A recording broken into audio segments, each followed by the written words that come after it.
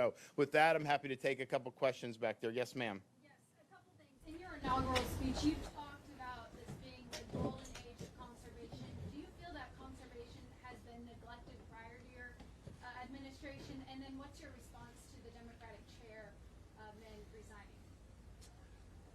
Well, look, I think what we did is we've made this a priority in the state of Florida.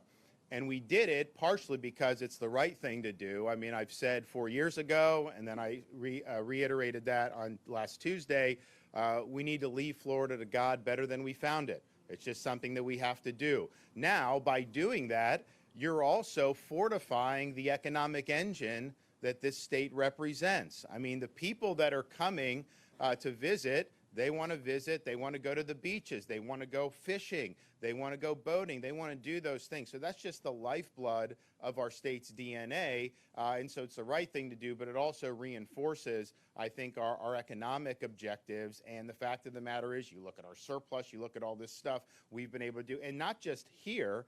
You know, we just did the biggest toll relief program in the history of Florida.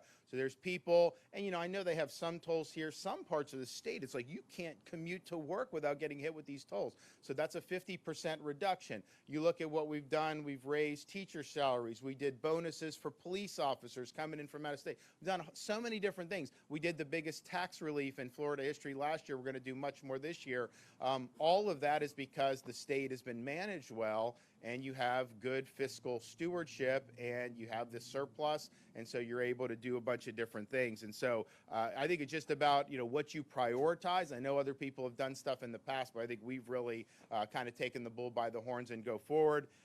In terms of the resignation of the other party's chairman, there ain't as many Democrats around as there used to be in the state of Florida, and we had something to do with that in November of 2022.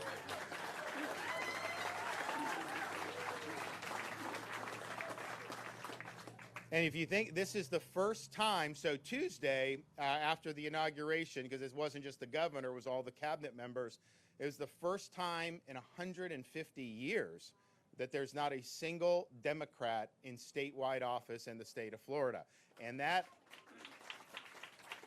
150 years ago, when that was the case, that was like Reconstruction, so it wasn't even like normal elections then. So really, I mean, in the modern era, it's the first time that that's ever happened. But, I think that part of it is I think they have a knee-jerk reaction to anything I do, and I think it's put them in a corner where they're basically playing to the woke choir, which is a very small minority of people. I mean, so it's just they're not addressing issues, I think, that really matter to folks. And so they really need a whole course correction and a big overhaul. I don't think they're going to do it because I think the incentives are to continue to do what they're doing on an individual basis. And so they can sort all that out. I'm just happy that, I was leading the charge to be able, to win a historic victory in November.